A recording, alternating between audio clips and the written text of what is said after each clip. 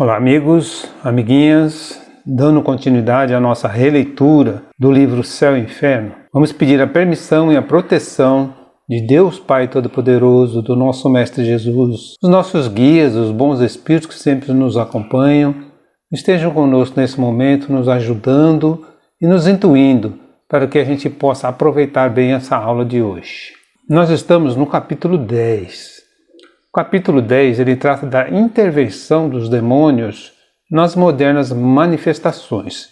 Na semana passada já falamos na aula até o item 12 e continuaremos na intervenção dos demônios nas modernas manifestações. Estamos hoje no item 13. O meu aqui é na página 101. 13º. A categoria do espírito se reconhece por sua linguagem. Os verdadeiramente bons e superiores têm-na sempre digna, nobre, lógica, imune de qualquer contradição. Ressumbra sabedoria, modéstia, benevolência e a mais pura moral. Além disso, é concisa, clara, sem redundâncias inúteis. Então, o espírito superior, ele vem e traz a mensagem correta e exata. Não fica que nem político falando meia hora e não diz nada. Político normalmente é assim, fala muito e não diz nada. Os espíritos superiores falam pouco, exatamente como ele diz aqui. O assunto é claro, sem redundâncias inúteis.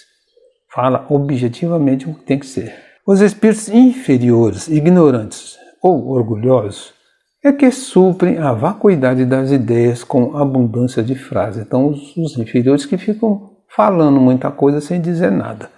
Todo pensamento implicitamente falso, toda máxima contrária à sã moral, todo conselho ridículo, toda expressão grosseira, trivial ou simplesmente frívola, qualquer sinal de manevolência, de presunção ou de arrogância são indícios incontestáveis da inferioridade de um espírito. Então, de acordo com a comunicação que o espírito traz, se tiver qualquer desses traços, de grosseria, de trivial, de malevolência, arrogância, ignorância, é um espírito inferior.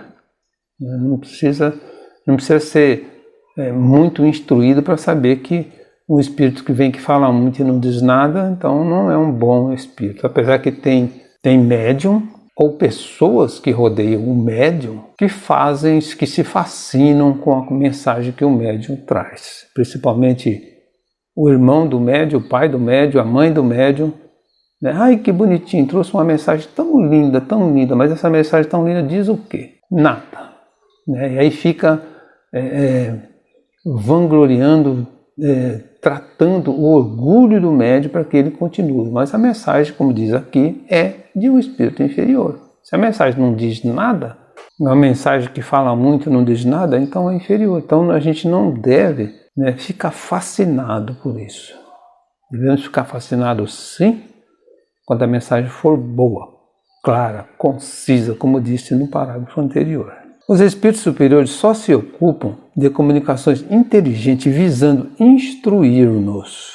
As manifestações físicas ou puramente materiais competem mais comumente aos espíritos inferiores, vulgarmente designados por espíritos batedores pela mesma razão, porque entre nós os torneios de força e agilidade são próprios dos saltimbancos e não dos sábios. Então, outro detalhe. Toda manifestação física compete aos espíritos inferiores. Está escrito aqui, isso está lá no livro dos médiuns.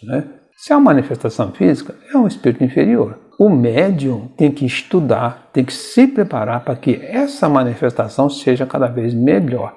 Quanto mais o médium estuda, mais aprende, o espírito que está ali se comunicando com ele também aprende e deixa de ser um espírito inferior. Deixa de fazer uma manifestação que não tenha proveito nenhum, que seja inútil. Absurdo seria supor que um espírito, por pouco elevado que seja, goste do alarde e do reclamo. Então, um espírito que vem reclamando, que vem fazendo barulho, que vem fazendo alarde, não é um espírito superior. Isso está lá no livro O que é o Espiritismo, capítulo 2, nos itens 37 até os 60. A gente pode ver também no livro dos Espíritos, parte 2, capítulo 1. As diferentes ordens de espíritos. Isso está lá também na questão 96 a 114 do livro dos Espíritos. Tem lá a escala espírita. E o livro dos médiuns, parte 2 do capítulo 24. Então, também identidade dos espíritos e distinção de bons e maus espíritos. Então a gente tem que estudar, a gente tem que ir atrás, procurar saber. Não é porque foi um espírito que falou que a gente vai acreditar. Não é porque o médium recebeu o espírito que esse médium é um santo, é um Deus. Não. A gente tem que analisar as pessoas que rodeiam o médium, que cercam o médium, né? Eu tenho uma amiga que inclusive ela não trabalha mais na nossa casa, mas é uma ótima médium. Só que os espíritos que a acompanham, os espíritos que se apresentam, são espíritos inferiores. Porém, a mãe acha bonitinho, fica fazendo a filha evocar os espíritos em casa, né? Em vez de fazer o evangelho no lar, fica fazendo evocações, quer falar com a avó, quer falar com não sei quem, né? São espíritos inferiores, falta de estudo, tanto para o médium quanto para a mãe. A gente não pode obrigar quem estudem, né? Mas a gente comenta, né, para que nós possamos entender que não é porque é um espírito que está falando que é um bom espírito. Qual é o homem de boa fé que pode lobrigar nesses preceitos e atribuições incompatíveis com espíritos elevados? Então quem, né, de boa fé vai achar que isso é um bom espírito que está falando?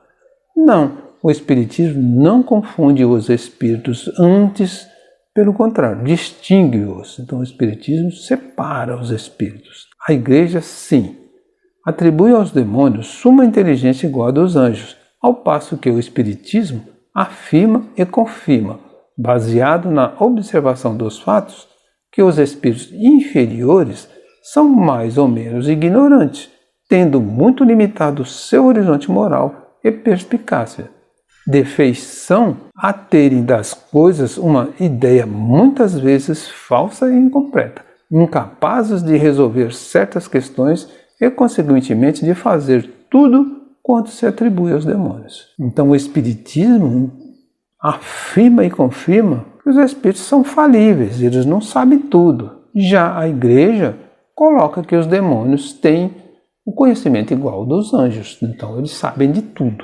No item 14, as almas dos mortos que proíbe evocar, essas demoram no lugar que lhes designa a sua justiça e não podem, sem sua permissão, colocar-se à disposição dos vivos. Então, as almas dos mortos, Deus proíbe. Deus está lá em Moisés, né? Moisés proibiu a evocação dos mortos, né? É proibido, né, sem a permissão de Deus, colocar à disposição dos vivos. Então, não é que não pode ser evocado, mas Deus deveria permitir. O Espiritismo vai além e é mais rigoroso. Não admite manifestação de qualquer espírito, bom ou mau, sem a permissão de Deus. Então, o Espiritismo, sempre que se começa um trabalho espiritual, uma evocação, a gente pede a permissão de Deus. Pede a ajuda dos bons espíritos, a presença dos bons espíritos, para que Deus esteja presente e permita a evocação, tanto dos bons como dos maus, como ele está dizendo aqui. Ao passo que a Igreja de tal não cogita relativamente aos demônios, os quais, segundo a sua teoria, se dispensa de tal permissão. Então a Igreja diz que os demônios não precisam de permissão de Deus para fazer o que fazem. E já o Espiritismo não. Tanto o mal como o bom tem que pedir permissão para Deus. O Espiritismo diz mais que, mediante tal permissão e correspondendo ao apelo dos vivos, os espíritos não se põem à disposição destes.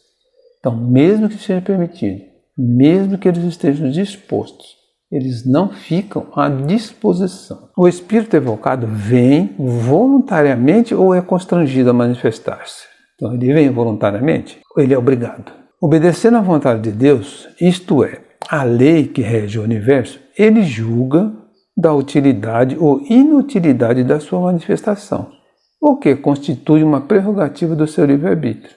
Então, o espírito ele julga se vale a pena vir ou não. Para que vai servir aquela manifestação? Dependendo da evolução do espírito, ele sabe que vai ser uma coisa inútil e não vem. Ele tem o livre-arbítrio, mesmo tendo sido evocado em nome de Deus. Ele não vem. Ele tem o livre-arbítrio dele. Se ele acha que é uma coisa útil que deve vir, ele vem. O espírito superior não deixa de vir sempre que é evocado para um fim útil, só se recusando a responder quando em reunião de pessoas pouco sérias que levem a coisa em ar de gracejo. Então o espírito superior, quando é evocado, normalmente ele vem. Mas ele vem numa reunião séria. Se ele vê que a reunião é fútil, é por brincadeira, por gracejo, como diz aqui, aí então ele não vem. Isso também está lá no Livro dos Médiuns, capítulo 25. Pode o espírito evocado recusar-se a vir pela evocação que lhe fazem? Perfeitamente, visto como tem o seu livre-arbítrio. Podeis, acaso, acreditar que todos os seres do universo estejam à vossa disposição? Tem gente que acha, que por ser médium, todos os espíritos estão à disposição. E aí ele responde com uma outra pergunta. E vós mesmos julgais obrigados a responder a todos quantos pronunciam o vosso nome? Então todo mundo que chama, você atende? Você é obrigado a atender? Não temos o nosso livre-arbítrio. Se alguém chama, a gente pode atender ou não. Principalmente no telefone, toca e a gente olha quem é e não responde. Temos o nosso livre-arbítrio. Mas quando digo que o espírito pode recusar-se, subordino essa negativa ao pedido do evocador. Por isso que um espírito inferior pode ser constrangido por um superior a manifestar-se. Então pode acontecer que um espírito inferior ele seja obrigado por um espírito superior a manifestar-se. Mas normalmente é de acordo com o pedido do evocador, de quem está evocando.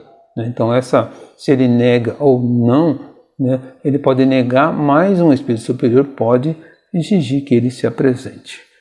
Isso está lá também no capítulo 25 do Livro dos Médiuns. Tanto os espíritas estão convencidos de que nada podem sobre os espíritos diretamente, sem a permissão de Deus, que dizem quando evocam: rogamos a Deus Todo-Poderoso permitir que um bom espírito se comunique conosco, bem como aos nossos anjos de guarda assistir-nos e afastarem os maus espíritos. Então, normalmente se pede a Deus permissão e pede-se ao protetor, ao anjo da guarda, ao guia que esteja presente para ajudar e assistir nos trabalhos. E em se tratando de evocação de um espírito determinado, rogamos a Deus Todo-Poderoso permitir que tal espírito se comunique conosco.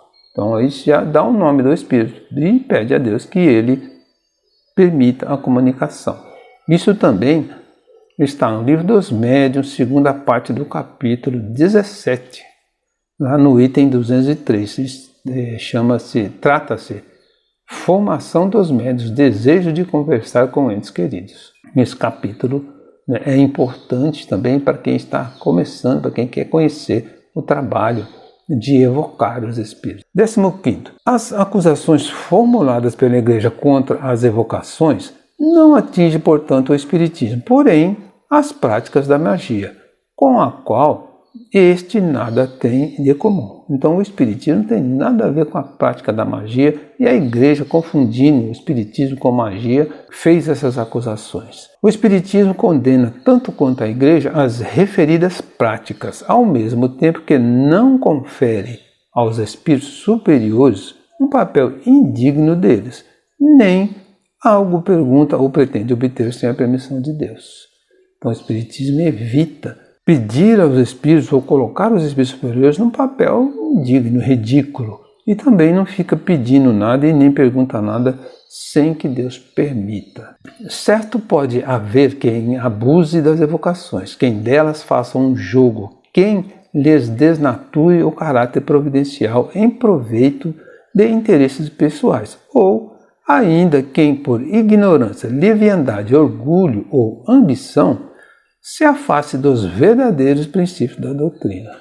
Então pode haver alguém que se afaste por orgulho, por ambição, como ele diz aqui, por leviandade, mas o espiritismo, ou o verdadeiro espiritismo, o espiritismo sério, os condena, porém, tanto quanto a verdadeira religião condena os crentes hipócritas e fanáticos. O Espiritismo condena essas pessoas que fogem, né, aos princípios da doutrina espírita. Portanto, não é lógico nem razoável imputar ao Espiritismo abusos que ele é o primeiro a condenar, e os erros daqueles que o não compreendem. Então, não é o Espiritismo, são aqueles que não compreendem. Antes de formular qualquer acusação, convém saber se é justa. Assim, diremos: a censura da Igreja recai nos charlatões, nos especuladores, nos praticantes de magia e sortilégio, e com razão. Então, o próprio Espiritismo aceita essa censura da Igreja quando ela recai sobre esses praticantes aí de magias e sortilégio. Quando a crítica religiosa ou cética, dissecando abusos, profliga ou charlatanismo, não faz mais que realçar a pureza da sã doutrina, auxiliando-a no expurgo de maus elementos e facilitando-nos nossa tarefa. Então, quando a Igreja, né, joga essa crítica em cima desses que abusam, está ajudando a doutrina a limpar, a se livrar desses elementos, né, facilitando a tarefa. O erro da crítica está no confundir o mal, o bom e o mal, o que muitas vezes sucede pela má fé de alguns e pela ignorância do maior número. Então a Igreja confunde o bem e o mal, o bom, né, e o mal, ou até por má fé, por ignorância, né, confunde. Mas a distinção que uma tal crítica não faz, outros a fazem. Finalmente, a censura aplicada ao mal e a qual todo espírita sincero e reto se associa, essa nem prejudica, nem afeta a doutrina. Essa censura, né, dessa crítica aí, não afeta o bom espírita, o espírita sincero. Item 16.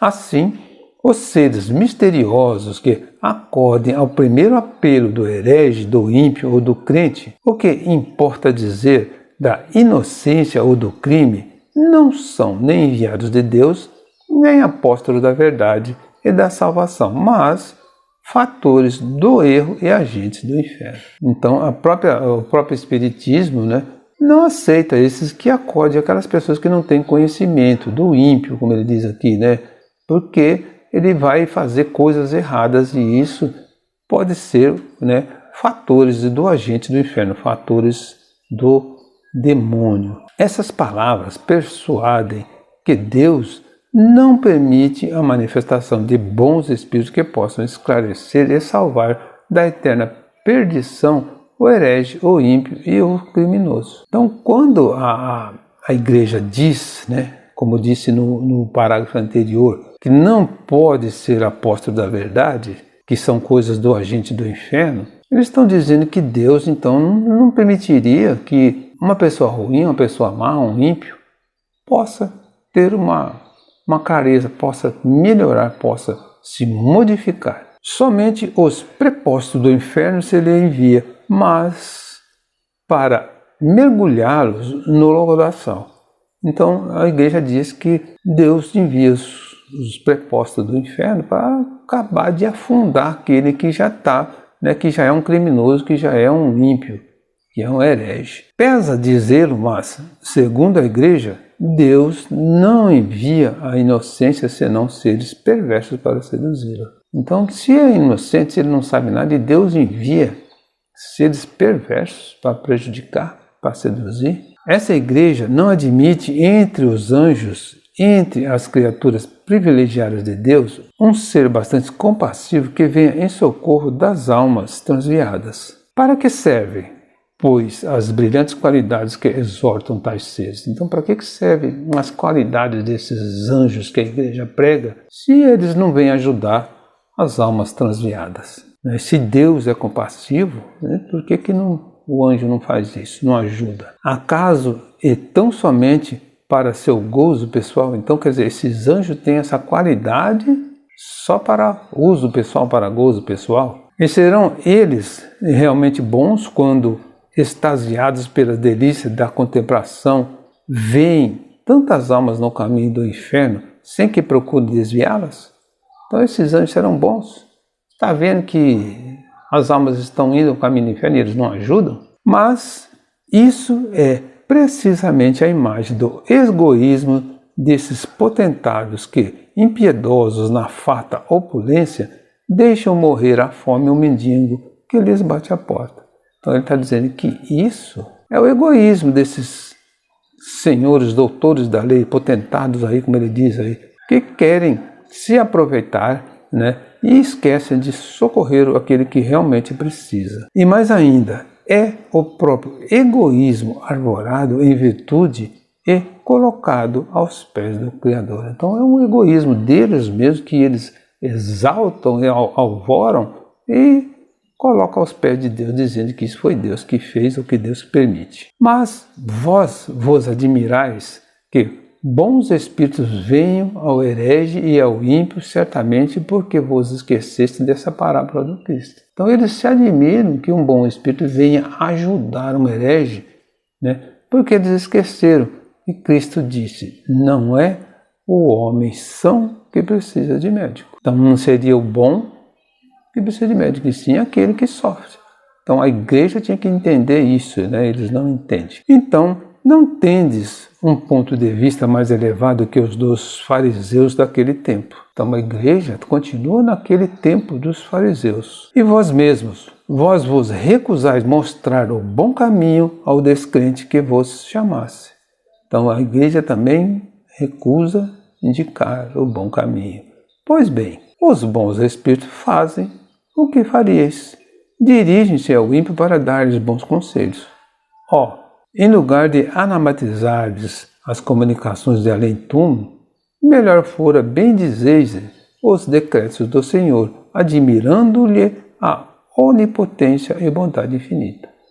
Então a igreja deveria bendizer, né, as comunicações quando vem ajudar, vem colocar aí conselhos ao ímpio. No item 17, dizem que há anjos de guarda, mas quando não pode insinuar-se pela voz misteriosa da consciência ou da inspiração, por que não empregarem meios de ação mais diretos e materiais de modo a chocar os sentidos, uma vez que tais meios existem?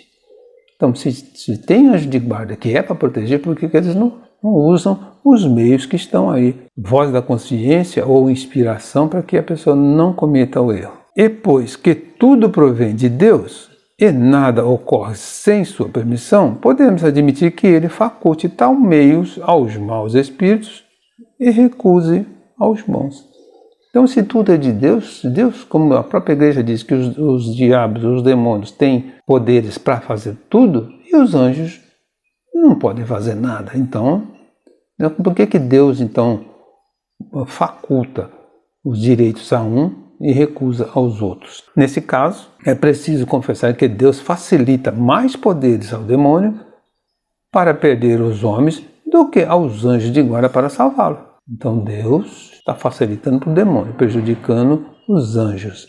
Pois bem, o que os anjos da guarda, segundo a igreja, não podem fazer, fazem por si os demônios. Demônios, né? Esse entre aspas, os espíritos que a igreja trata de demônios, né? Servindo-se de tais comunicações ditas infernais, conduzem a Deus os que o renegavam e ao bem os escravizados ao mal. Esses demônios fazem mais, dão-nos o espetáculo de milhões de homens acreditando em Deus por intercessão da sua potência diabólica, ao passo que a igreja era impotente para convertê-los. Então esses espíritos que a igreja chama de demônio converteram milhões de homens a acreditar em Deus. Se era demônio, como é que está fazendo acreditar em Deus? E a igreja não conseguiu fazer isso. Quantos orgulhosos, egoístas e devassos se tornaram humildes, caridosos e recatados? E tudo por obra do diabo. Mas se assim for, claro é que toda essa gente, o demônio tem prestado melhor serviço e guarda que os próprios anjos. Então, se é assim, o demônio está sendo mais anjo da guarda do que o próprio anjo. É necessário, porém, formar uma triste opinião do senso humano dos nossos tempos, para crer que os homens aceitem cegamente tais ideias. Uma religião, porém, que faz pedra angular de tal doutrina uma religião que se destrói pela base, e se lhe tirando os seus demônios, o seu inferno, as suas penas eternas e o seu Deus impiedoso, uma religião tal, dizemos, é uma religião que se suicida. Então Kardec está dizendo, uma religião que se destrói sozinha é uma religião que está se acabando, se suicidando. Dizem que Deus enviou o Cristo, seu Filho, para salvar os homens, provocando-lhes com isso o seu amor. Então Deus enviou, Jesus provocando o amor. Como se explica, entretanto, que os deixasse depois em abandono?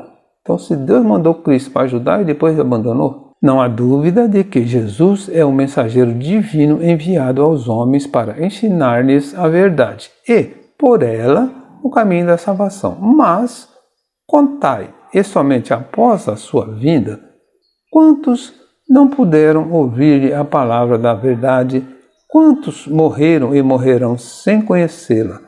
Quantos, finalmente, dos que a conhecem, a põem em prática? Então, se Jesus veio trazer tudo isso, a igreja não conseguiu fazer com que todos conhecessem a verdade, com que todos seguissem a verdade, que todos já morreram até sem ouvir as palavras. Então, alguma coisa está faltando. Então, por que não lhes enviar Deus, sempre solícito na salvação de suas criaturas, outros mensageiros que, baixando a todas as terras, entre grandes e pequenos, ignorantes e sábios, crédulos e séptos, venham ensinar a verdade aos que desconhecem, torná-la compreensível aos que não a compreendem, e suprir, enfim, pelo seu ensino direto e múltiplo, a insuficiência na propagação do Evangelho,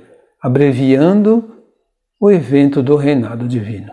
Então, por que Deus não admitir que Deus tenha mandado mensageiros para fazer o que eles não fizeram, porque não tinham conseguido até então? Mas eis que chegam esses mensageiros em hostes inumeráveis, abrindo os olhos aos cegos, convertendo os ímpios, curando os enfermos, consolando os aflitos, a exemplo de Jesus. Que fazeis vós? E como os recebeis vós? Então está perguntando a eles da igreja. Vós os repudiais, repelis o bem que fazem e clamais. São demônios. Outra não era a linguagem dos fariseus relativamente ao Cristo, que diziam, fazia o bem por parte do diabo. E o Nazareno respondeu-lhes, reconhecei a árvore por seu fruto. A má árvore não pode dar bons frutos. Então a Kardec está puxando aqui uma frase de Jesus que respondeu aos fariseus quando eles disseram que tudo que ele fazia era obra do diabo. Para os fariseus eram maus frutos os frutos de Jesus, porque ele vinha destruir o abuso e proclamar a liberdade que lhes arruinaria a autoridade. Então Jesus veio destruir o abuso, como diz lá no Evangelho, ele não veio destruir a lei, ele veio fazer com que fosse cumprida a lei. Ele veio destruir os abusos, que os fariseus abusavam da autoridade, cobravam absurdos por uma cura que só Deus poderia dar. Se ao invés disso Jesus tivesse vindo lisonjear-lhes o orgulho, sancionar os seus erros e sustentar-lhes o poder, então sim, ele seria o esperado Messias dos judeus. Mas o Cristo era só, pobre e fraco. Decretaram-lhe a morte, julgando extinguir-lhe a palavra. E a palavra sobreviveu porque era divina. Então os fariseus julgaram Jesus e decretaram a sua morte para calar. Porém, a palavra de Jesus continuou porque era uma palavra divina. Importa, contudo, dizer que essa palavra só lentamente se propagou e após 18 séculos era na época de Kardec, nós já estamos aí há 20 séculos. Apenas é conhecida de uma 10ª parte do gênero humano. Então, há 20 séculos ainda pouca gente conhece a palavra de Jesus, a palavra de Deus. Além disso, em que pese a tais razões, numerosos cismas rebentaram já no seio da cristandade. Então, além disso, muitas desistências, muitas controvérsias, né, se arrebentaram aí no seio da cristandade. Pois bem, agora Deus, em sua misericórdia, envia os Espíritos a confirmá-la, a completá-la, a difundi-la por todos e em toda a terra, a santa palavra de Jesus. E o grande caso é que os Espíritos não estão encarnados num só homem, cuja voz fora limitada. Eles são inumeráveis, andam por toda parte e não podem ser tolhidos. Também por isso, o seu ensino se amplia com a rapidez do raio. É porque falam ao coração e à razão, são pelos humildes mais compreendidos. Então os Espíritos estão sendo mais compreendidos, porque falam diretamente ao coração. Não falam através de uma pessoa só, de um homem só. Então está indo bem mais rápido essa difusão.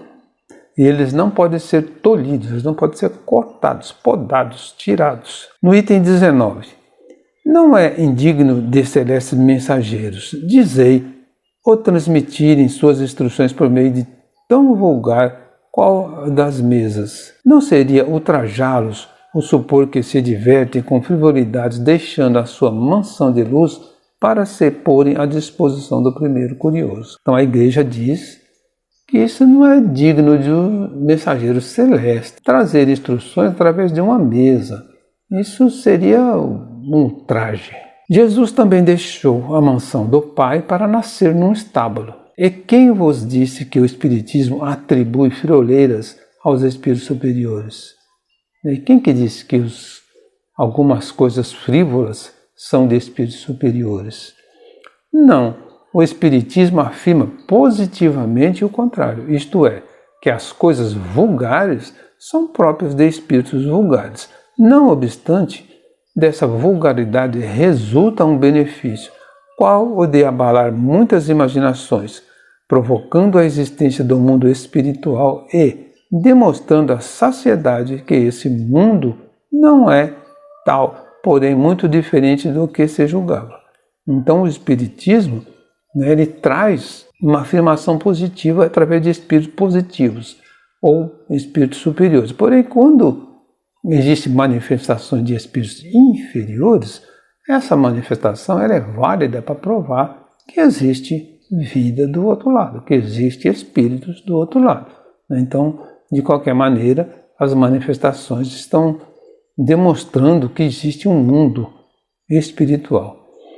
Essas manifestações iniciais eram, porventura, simples, como tudo que começa, mas nem por germinar de minúscula semente, a árvore deixa um dia de estender virente e copada a sua ramagem.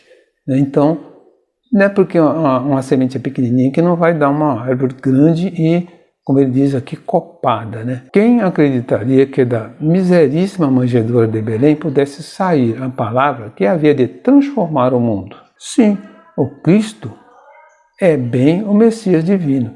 A sua palavra é bem a palavra da verdade, fundada na qual a religião se torna inabalável, mas sob condição de praticar os sublimes ensinamentos que ela contém, e não de fazer do Deus justo e bom, que nela reconhecemos, um Deus faccioso, vingativo e cruel. Então o que ele está dizendo aqui, né?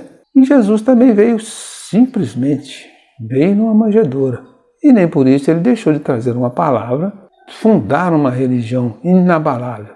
Porém, né, essa religião tinha ensinamentos sublimes, né? E não para fazer ou para mostrar um Deus vingativo, Deus faccioso, um Deus que ajudasse uns e prejudicasse outros, um Deus que fosse cruel. Terminamos aqui a nossa aula de hoje. Agradeço a todos pela atenção. Gostaria de pedir mais uma vez que quem ainda não se inscreveu, que se inscreva lá no nosso canal. É só clicar no botãozinho lá que está escrito inscrever-se ou inscrição. Que Jesus abençoe a todos.